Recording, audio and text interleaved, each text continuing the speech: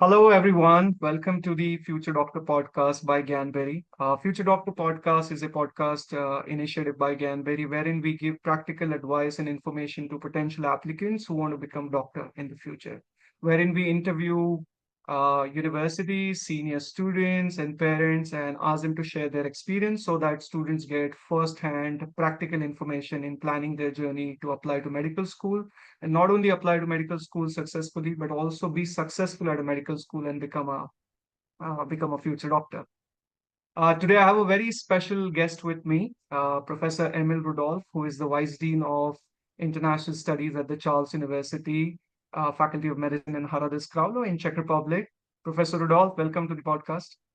Hello, I'm just very happy just to be here. And once more again, congratulations on the perfect pronunciation of our difficult name of the place we come from, Hradec Kralove, which is usually a challenge for all those who want to come here.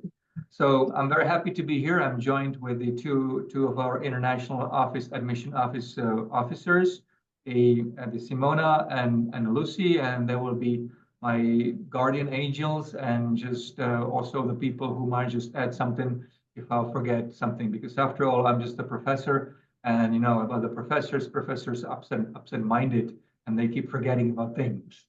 So hopefully I won't be just on that line, but just in case, I'm having these two supporting angels on that. So as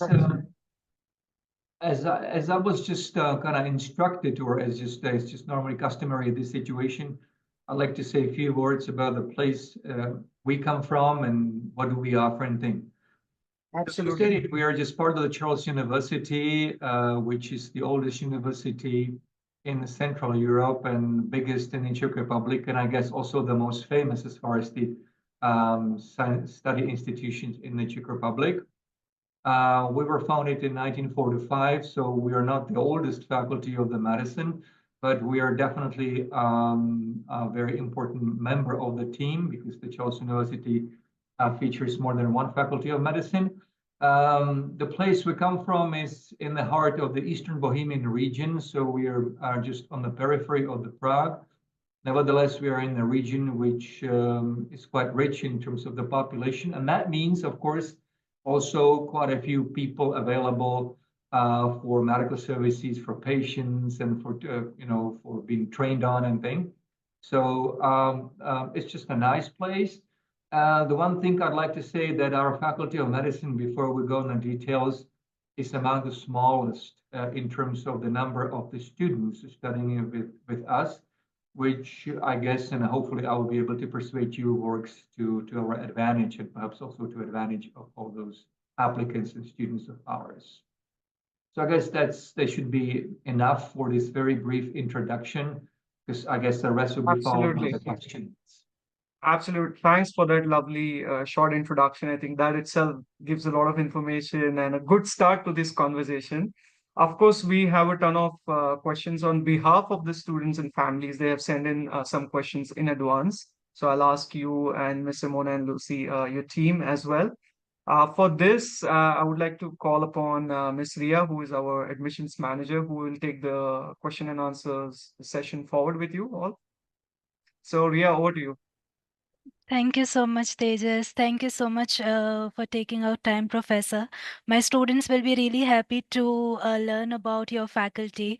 So to begin with, from your introduction, I would like to know what are the unique features and strengths of studying medicine at Charles University Hradec Kralove faculty? And another very frequent question we get from the students is how would you differentiate yourself from other faculties of Charles University? Thank you very much for these questions, which I have to say are not really surprising because obviously in a given world where one could acquire or one could just do things with the many flavors, it's just the same thing even here. As I stated, we're just part of the Charles University. What is our perhaps single most important feature, which is not that much found with our faculties? Not easy to say because obviously we are a part of the same alma mater.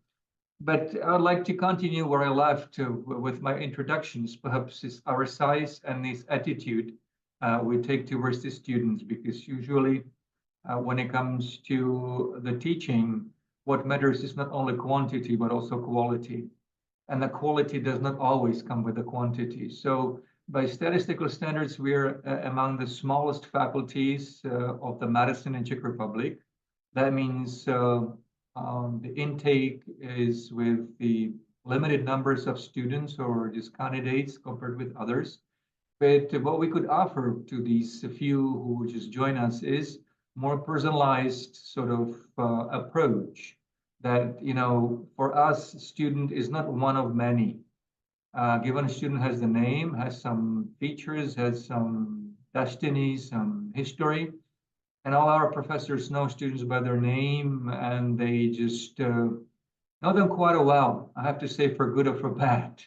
So I guess the one of our unique features, if you want to really indeed call it unique, is that we take more a personalized approach towards the students, and that results in, I believe, in more intensive training. Am I right? Would you want to add something to it? No. No. Okay. So probably they would agree. They would agree with me. The other thing is, of course, that we are part of the Charles University, which is the public university, which means that we are bound with the rigorous standards. And that's another thing what we have to offer and what we have to emphasize here. So we're not private. Therefore, we don't create the standards only because we want them, but we are bound with the standards which are national, which are obliging for all the systems. So in that way, we offer students rigorous standards, but with the comforts of the place, which is small, safer, more friendly, more open, more communicating, perhaps than other places. And this, in my opinion, is some of the key feature of what we offer as a faculty. Thank you so much for that detailed explanation. I'm sure it will be really helpful for students to know more about university. In addition to the same question, sir, I would want to ask, when we say that the university is very small in terms of the student-teacher ratio, then how would you say that, how many seats are available for medicine and dentistry program for international students? And what is the acceptance rate of the students after the entrance exam? Okay, so if we speak about the numbers, so as was stated, we have two study programs, general medicine and dentistry. In general medicine, the top or the upper limit for the intake, which is once a year, is roughly 105 seats, which is of course the upper limit. And we then split these students, if of course indeed this number is reached, into smaller study groups, which are further subdivided into smaller study groups as based on the needs of actual departments. In case of dentistry, we're speaking even a lesser number of students. We're speaking the max about the 25 students, because the nature of the dentistry classes is that they need to be trained almost individually ever since they start their classes. So we don't have a capacity for more than, say, 25 upon the first year. And then just to be trained really individually. Well, statistically speaking, every year, and it's been more or less the same over the past decade or so, we have a certain number of the applicants, which are generally speaking the few hundreds. A certain number of these applicants then sit the entrance exam, and then and this is my estimate, I don't have really hard data here to argue about the exact statistically important number, but about the 70% of those who take or who sit entrance exam are then admitted, or at least they pass the required standards, and the faculty admits them and gives them an offer. The second question would then be, so how many of these who get the offer would join us? Well, that's another story. And that's the thing, I guess, probably students or candidates are not that much interested at this moment. So important for them is that I would say up to 3/4 of those who apply are then admitted. which shows also growing and high standards of the applicants if they could fulfill our own criteria, which is very positive, I guess. Absolutely. So if you could elaborate on how is the curriculum and modules placed for the first year students, and how are the semester exams been evaluated in at the university? Well, it's often stated that medical faculties or faculties of medicine, they practice this type of curriculum or that type of curriculum.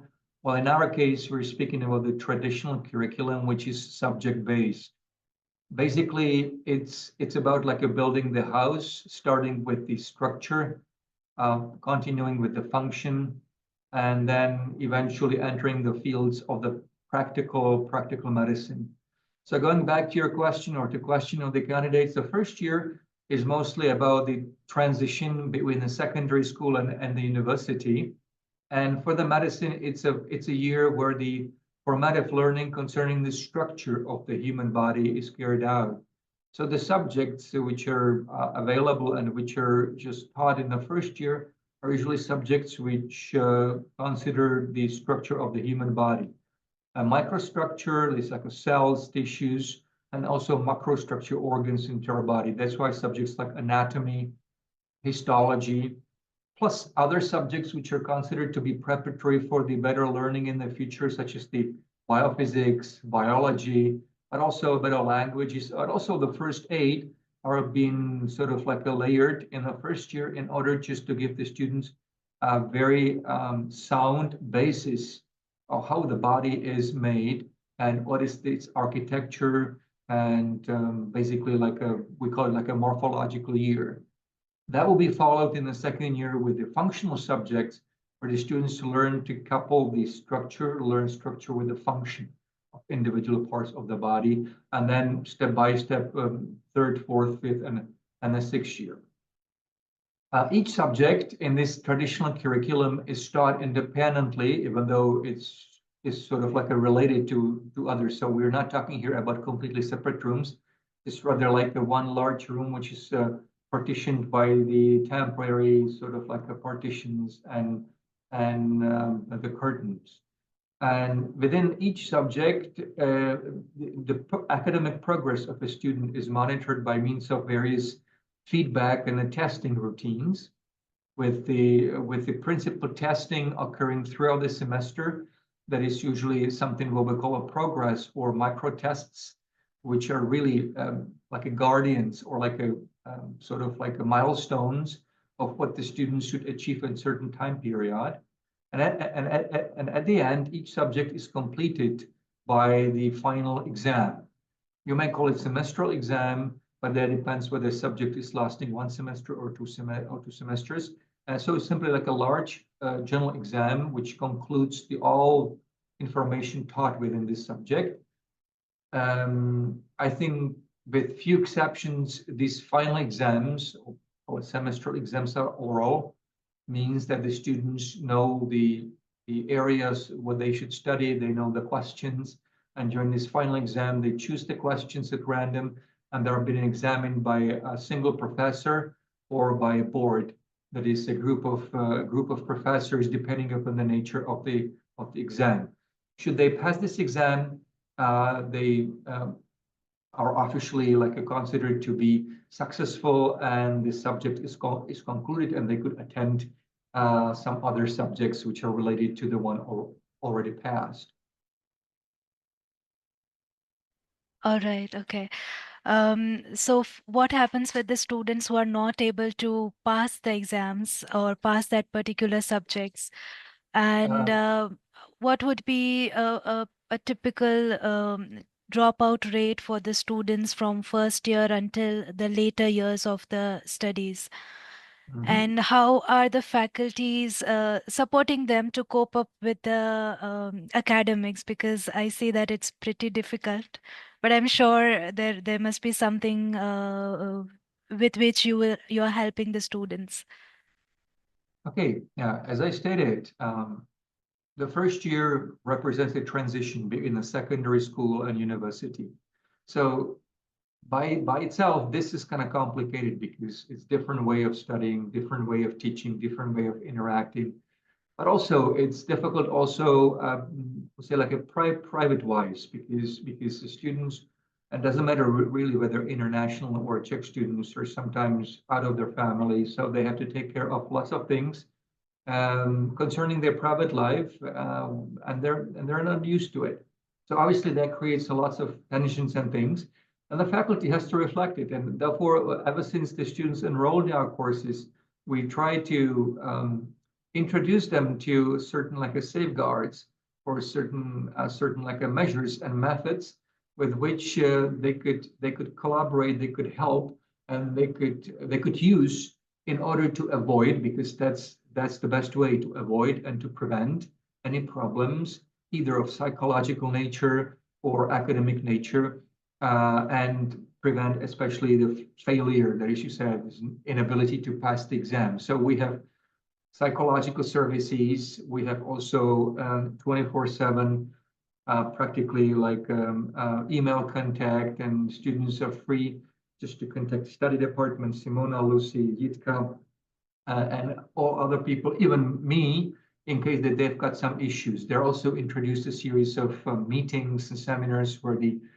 they're taught how to combat the stress, how to optimize their studying methods and things. And also we have here International Student Union, the professional organization of our international students, which is working on its own, again, on the same field, but also introducing also help of the older students in sort of like a body programs to make sure that our students are well informed and they exactly know what they should do in case that they're slipping, either academically or if they're struggling with the independent life outside of their family. Of course, these are all things which are available, which are offered, but these cannot be enforced. So our major mission is to make sure that the students understand that school is not their enemy, that our school is here to teach them and not to fail them. And therefore, some measures applied in terms of the standards, testing and thing are not meant to bully them, but they're meant to help them grow and help them to develop their own skills. However, the critical point, in my opinion, here is to make sure that those who would want to be part of this business, they learn that they need to communicate.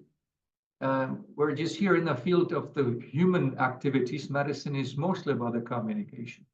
And if the communication doesn't exist from the side of student, either because the student thinks that he or she could handle it by himself, or because of some, I don't know, embarrassment of psychological blocks, or because simply he's unable, then it's a real problem, because obviously being a student of medicine, being a student of the faculty, means that that by the law and by many standards, the student is taken as an adult. So a certain level of the adulthood in terms of the communication and interaction is required.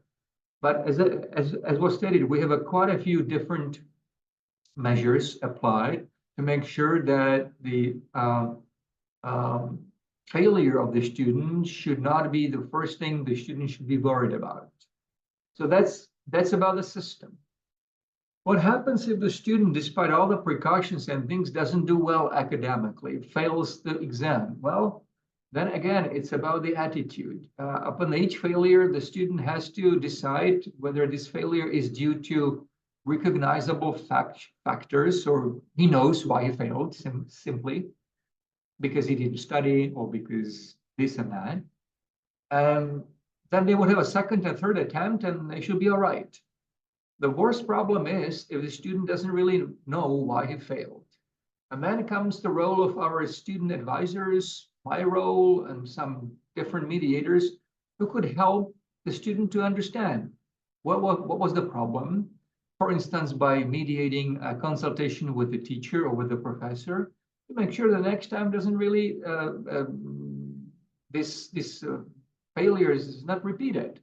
So that's the thing. But everything is about the individual setup, and here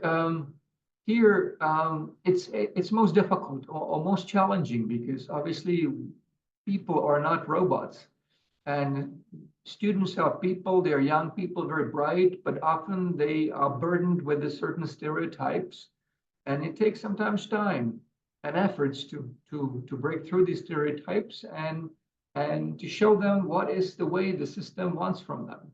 Because for them it's key to adapt. That's why the dropout rate tends to be the highest between the first and second year. Just for your record, the current dropout rate of which happened like a few months ago between the first and second year was roughly around the 20% in our faculty, which is not bad, depending on just thinking about the past, but it's not optimal either, because we're aiming, of course, to have a dropout rate as low as possible, but at the same time making sure that those who pass know things and they're well learned. That we don't pass the students only because we would like to take the money from them. That would be obviously the wrong concept. So dropout rate is highest between the first and second year, and once the students make in the second year, usually it's only a few cases that would drop out throughout the studies, obviously because of specific reasons, and it's not on the massive scale. All right, that will give a lot of relief to our parents because they are always worried about thinking about the future. So I have categorized some questions. So I will come down to another very fascinating thing that I saw on your website, that a lot of research and innovation projects are happening in the faculty. So how are students given opportunity to work in these projects? Are there any involvement from the students, and from which year does their involvement starts? Okay, thank you for the questions, which are very important indeed. It is our opinion that all the future doctors should also be versed at least a little bit with the research, because research is a part of our life and existence, which greatly forwards our understanding even in medicine. So students are incentivized to enter the research in a number of ways. Obviously, each and every department has its own research programs, and students who are interested, they're encouraged just to ask and inquire about the conditions and learn about the nature of this research in order to join. We also have a couple of specific subjects, like something we will call a swatch, which is a student's research activity. They could enroll these electives. We also now testing the pilot project of introduction to the research for selected volunteering students as an elective. But in the future, perhaps we will turn it into an obligatory subject to all students, so that all students, as a part of their medical training, would also have a basic training in a research. And also, we encourage students to take part in the conferences for pre-grad students or post-grad students. And also, we have one major incentive for those who would want to be interested in the research, and that is the possibility of competition to stay for 3 or 4 months in the research stay in the United States in a Mayo Clinic. It's a very prestigious institution in this respect, and the best of our students, of course, best in terms of academic progress, but also the ones which are involved in the research, could enter this competition, and the selected ones, they're then invited to the US to have this stay. I have to say that in the past, many of these students who were in this stay, they saw it as an eye-opener for their new career, not only in the clinical medicine, but also in the research medicine. So again, students are encouraged, and we absolutely love their own involvement in research, because that's the second major reason why the faculty exists. Yes. Um, So thank you so much for that detailed answer. Moving on, we have a lot of questions about admissions and entrance exam process for the first year students. So, what is the admission requirements for international students applying for medicine or dentistry program? And are there any different requirements for not just the EU national students who would also want to join the English taught programs? So all applicants or future students should go through the written test, and then there is an oral interview. There is no difference between the countries. It doesn't matter where the applicant comes from. for everyone it's the same conditions. And then there's of course certain procedure for the recognition of secondary education. And there is a slight difference depending where the studies were completed, where the high school was completed. But it's a lot of details and it would be shared after an applicant is successfully admitted. But the most important thing is that each student should have the high school completed before the enrollment. We don't really check what subject they studied at the high school or what was the result. It's important that they have the secondary education completed and pass successfully all the admission process for the faculty. Perhaps as a little addition, as was mentioned, the written test and the interview, both of them are kind of obligatory for each applicant because some faculties, for instance, make it like exclusive. That only those who score of certain level in the written test are allowed to sit the oral. Not with us. With us, written and then oral together because score is taken as together. Obviously, the subjects which we require for the entrance exam are kind of standard. That means like a biology, chemistry, and physics or mathematics. And based on the syllabus and past paper or past test, which we publish on our website, students could have a very concrete idea about what is the nature of these questions. We don't try to make the difficult questions. We try to make them reasonable to make sure that all those applicants with a decent knowledge would pass, because we're not playing exclusivity. We're not playing like Harvard School in this case. We would ask very top questions only for top few people. We aim to give the opportunity to all those who have a basic idea about the sciences to give a chance to be doctors, which I believe is a very fair approach. Thank you so much for that.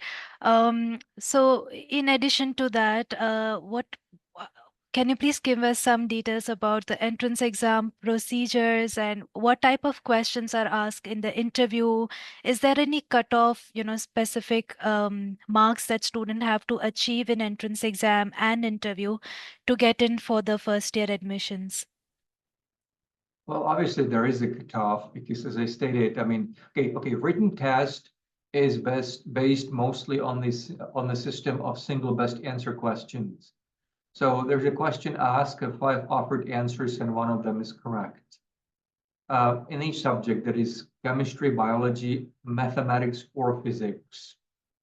Together, our test is made of 60 questions, 25 biology, 25 chemistry, and 10 physics or mathematics. Each question accords one point. So maximum score 60 points out of 60 questions. And each year we have a bit flexible cutoff. I would not now want to give the concrete numbers because it might be a little bit wrong. It might give a false ideas. But we're not looking at the like a 70% or 80% score as a great deal less, because we are aware of the differences in the syllabi of things. That's why the total score from the written test is combined with the total score of the oral test, or I call it like an interview, which is not formal, but is based on the questions we ask the students to learn about the personality aspects of the student, sort of like to ability to understand the question, to critically think, to react to certain dilemmas, to make the decision making, which would be, I believe, not correct, but which would be like logical. And we also have the nice score from this oral interview, and then we combine them together in order to give the chance and to maximize the chance that the students would pass so-called the cutoff. So in this way, students should not be worried. Of course, we understand and we take for granted that they could speak excellent English, so they could express themselves and they could fluently communicate and react to certain sort of like a seemingly like a conversation in that case. Both these written and oral tests are just done, if possible, the one day. Our preference still is just to have on-site exams, which we along with our partners, including Gyanberry, organize the places of their choice. We also have the online test, written and oral interview for those, for whatever reason, they cannot sit these on-site exams, and all that is published on our website. I believe that we still haven't really fixed it for this online for next year, but it might be sometime in the May, just for your record at the moment. All right, thank you so much for that. Now, my question is, say, for example, a student passes the entrance exam interview but is not able to score well in high school. What happens in that case? Are they still admitted, or how does the offer giving goes? Yes, All right, okay. So again, as was stated, passed or just is admitted by the faculty means that knowledge-wise, the faculty understand that this given candidate is just okay. If you mention that if this given candidate is not that much scoring well in the SEC school, is all right as long as the candidate is still able to complete successfully secondary school. So if he fails the SEC school, that the faculty's decision on the admission doesn't make any sense, and it's just nothing. But if the student in the end, or candidate in the end, will score pretty badly in the SEC school, it's his or her shame. But unfortunately or fortunately, it doesn't have any influence on the prediction whether his performance with us would be excellent or not. So these are two things which are in a way mutually exclusive, but also complementary. We only need the paper certifying the given candidate completed the secondary school. These things may happen. And as long as he's admitted, he's all right. But if he fails the secondary school, so doesn't have a paper, the faculty cannot admit such a student, even though he qualified by the exam. Understood, sir. Thank you so much for that. Similar to that question, so Charles University is also offering a foundation program or a preparatory course. So if a student is studying the foundation program, are they exempted from the entrance exam, or they still have to write the entrance exam and clear the interview? What is the process? The process is pretty simple because there are many preparatory programs, not only the one official in the Charles University, but many other faculties of medicine. Also, they have their own foundation programs. So therefore, it's just not like a one foundation program for everyone. Unfortunately, the fact that the student studies foundation program is not a guarantee that he or she still have the sufficient knowledge to pass the entrance exam, so no exemptions from the entrance exams at this level. However, I have to say that since I'm also teaching myself in this foundation program, so I haven't really experienced in the past years of my career there the students who took the foundation courses and have not been able to enter the school of their choice. Whether it be in Charles University or Masaryk University or any other university within the Czech Republic. So studying foundation course is very beneficial for many reasons, but it doesn't offer, or it doesn't allow, or it doesn't lead to the exemption from entrance exam.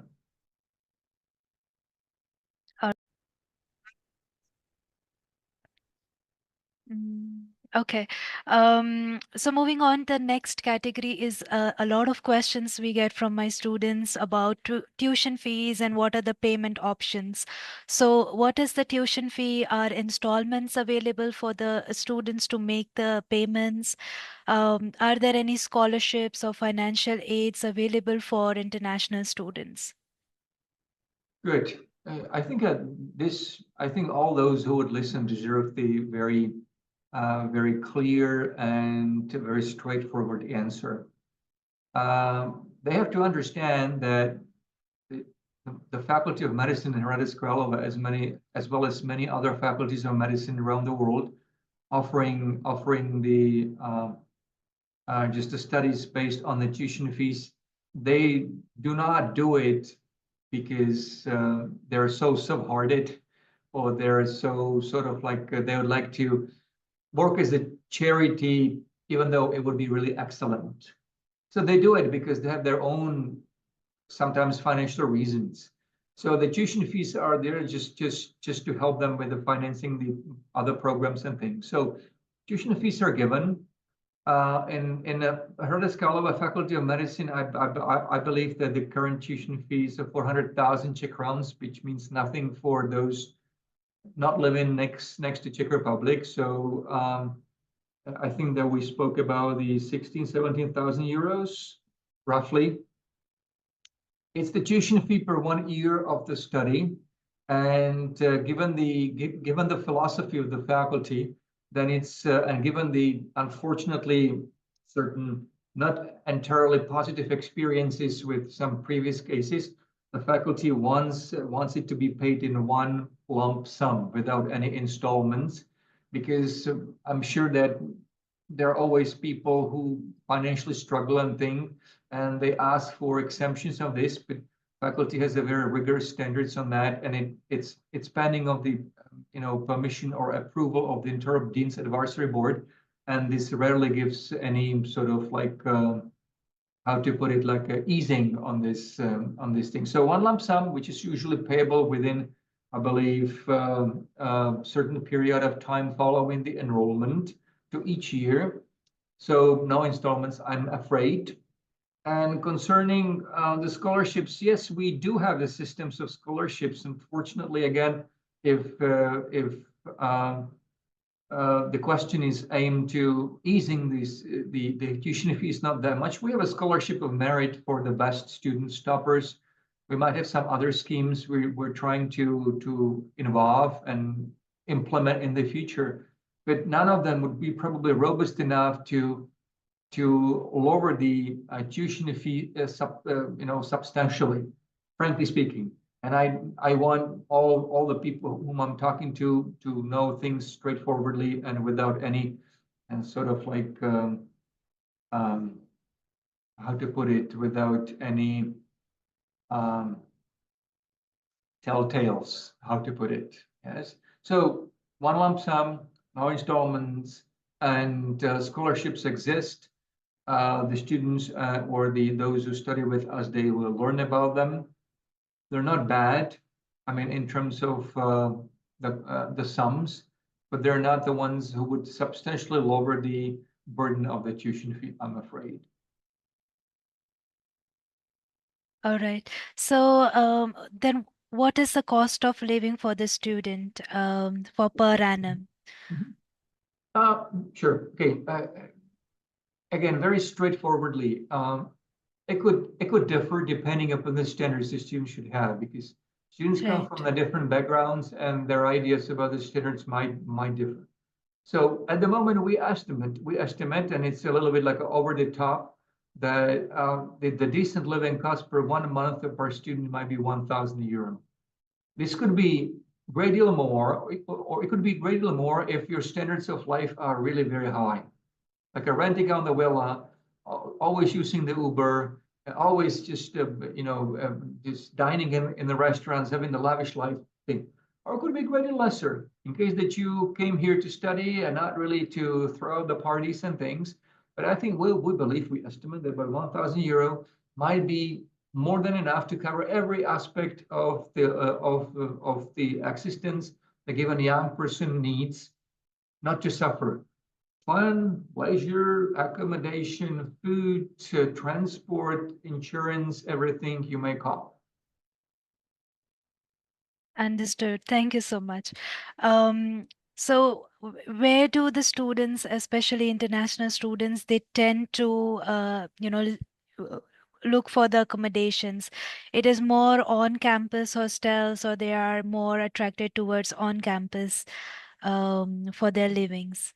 Well, dormitories or on-campus livings are available. And in fact, each new coming student is being given a document, sort of like a background for their visa application, stating that they've got a secured place in the dormitories. Dormitories are on the traditional way. So you could imagine that sort of like a corridor with the doors, to the individual rooms, which could be like 2 beds, 1 bed sometime, and often, sometimes not, but often it's also with a shared social accommodations like a bathroom and thing.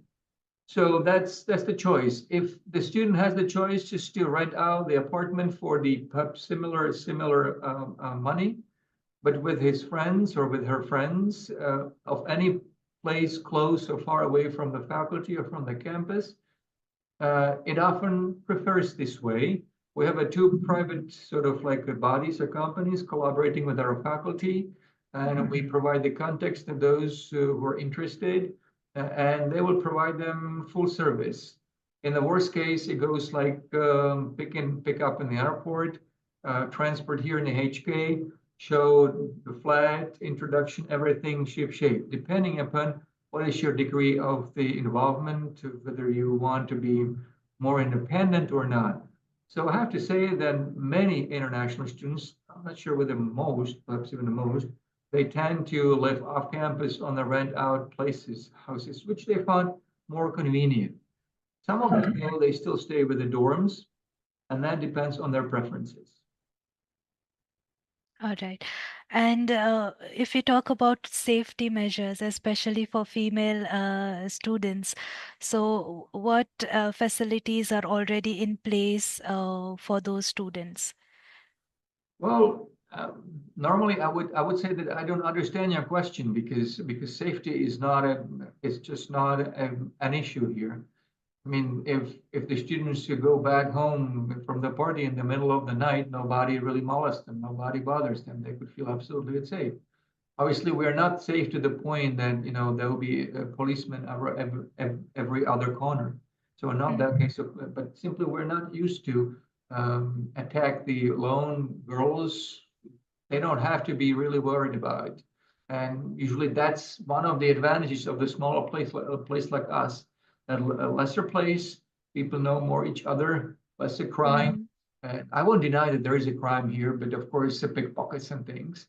But most of us on our everyday life, they're not confronted with these things. So the girls are usually not afraid. They're quite self-confident, and they feel all right. If any isolated incident might happen, of course, there's a full coordination of the response on the side of the faculty, on the side of the university, the side of the local government, and also police, to make sure that these things are limited at maximum.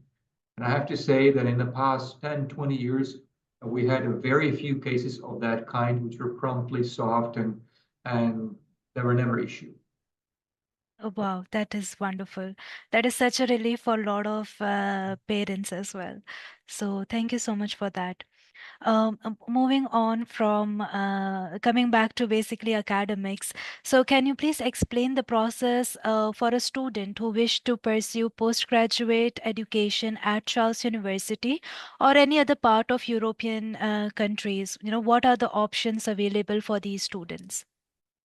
All our graduates are issued among other things, a document from the Ministry of Health of the Czech Republic that because they're completed the official university or faculty of medicine in Czech Republic, they're authorized to enter the postgraduate medical residency training and things. Since Czech Republic is a part of EU, the same document is the one valid for the EU countries as well. But that truly depends, including UK, of course.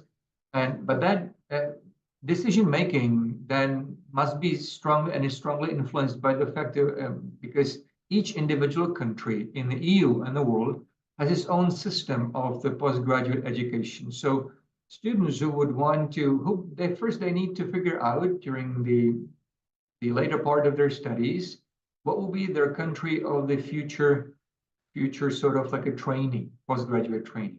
And it's based on that, they have to know exactly what this country requires, what is the system works. Like, give you example, in the UK, they have a general medical council. So every graduate from the UK or from outside the UK who wants to enter the postgraduate in the UK, he or she has to be registered with the GMC Council in London.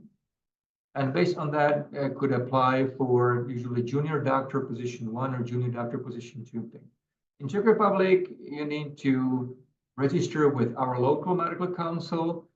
And once you register it and once you secure a job, you immediately enter the system of postgraduate education, with one exception, because in case of Czech Republic, if you're international and not native Czech, you need to sit also the Czech language exam by the ministry, because your postgraduate training with the patients would require the knowledge of the Czech.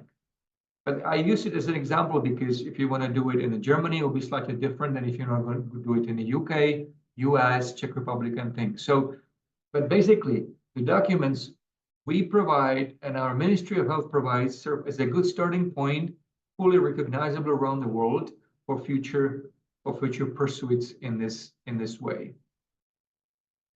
Noted. Following the same question, so how does faculty supports the students for preparing of these licensure exams like UK MLA or US MLE for the students? We don't have the special courses or special support in terms right now we're offering a course for those going to USMLE, but we do it on an individual basis.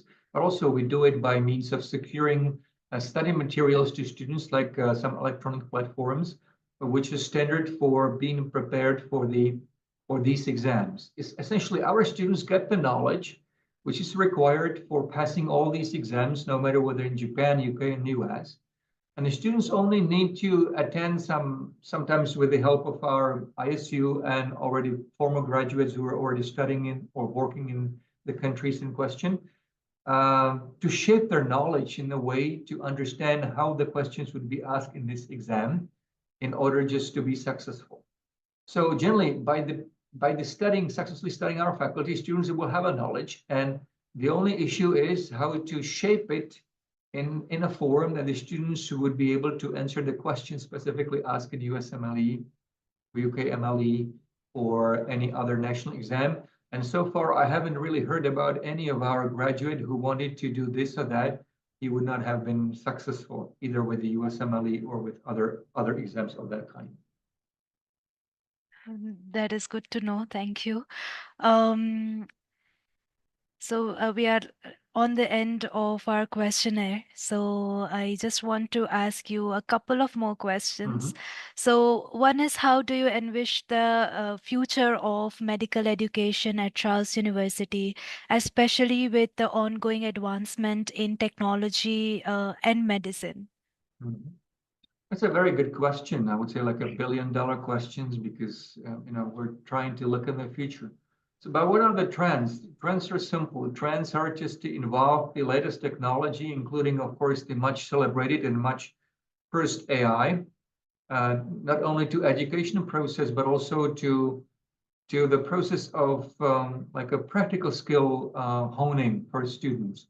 Even now, in an increasing manner, our students do practice with the simulation center, where they would use the state-of-the-art machines, dummies, to train clinical skills before they're actually confronted with the real patients. It's convenient in both ways, but also it's also convenient because not all patients are that keen to be examined a million times a day because of number of students. So I think technologically wise, we're just facing the exciting future. However, we have to keep in our mind that ultimately, despite all the technology, is always the human doctor who should be in the contact with the human patient. So therefore, despite all the technologies, we could still, despite the use of virtual reality and everything, real reality is still much more important than virtual reality. And we would have to, despite all these advancements, think about the proper contact, person to person, face to face, because that's ultimately what is at the core of medicine and all our existence. So I believe that the technology would be increasingly important. It's implemented now on all sides. Like, for instance, give you an example. I'm teaching biology, so instead of the students looking all the time in the specimens under microscope, they have also virtual specimens where these specimens are turned digital, and the students, instead of really I would say watching all the time or just observing them through the microscope, they simply watch the screen and do it the other way around. So this is inevitable. This is very important, but has to be determined where it makes sense, because use of technology without any sense might lead to the wrong consequences rather than any benefits. Right. Thank you so much again. And lastly, what message would you like to give to our prospective students who are more than willing to join Charles University Hradec Kralove faculty? Well, that we're very happy. And we welcome them with our open mind and with our open hands. That we ask them to be as inquisitive as possible, to learn as much as possible, and to be open and communicative as possible, because that's the sure key for their success. Those who come here and their mind is closed and they're only focused on the studies and they believe that everything will come by itself are doomed, because obviously learning and success is based on the reciprocation. So we offer our heart and our hand. Well, we also expect their students offer their own hearts and their hand in order to meet and in order to make something useful and enjoy an exciting journey, which is the medicine, some of the best occupation in the world. All right. Thank you so much for all the insights that you have given on admission requirements, entrance requirements, and all other aspect of the university as well. Thank you so much for that. It was my pleasure. It was our pleasure. I'm very happy that I was given this chance, and I hope that your and our candidates would make benefit of this little talk we had. Thank you very much, and I wish you a very nice day. Thank Professor Rudolph, you. thank you so much on behalf of the entire team for taking out the time. I think the session was really insightful. Thanks for your upfront answers, original answers, and correct answers for everything. Uh, so I think students will have a lot of takeaways whenever they will watch this podcast, because every student is looking for that opportunity to sit with the admissions office and have this conversation. And this is exactly what we are trying to achieve. So hopefully they will watch this podcast later and get their doubts cleared. And when they will write to the faculty, they will have more specific questions to ask. Good. And thank you very much for giving us this opportunity to provide our opinions on this thing. And we're looking forward to again meeting candidates and you at any possible soon chance. Absolutely. Looking forward to that. Thank you so much, Professor. And with that, we will conclude this podcast.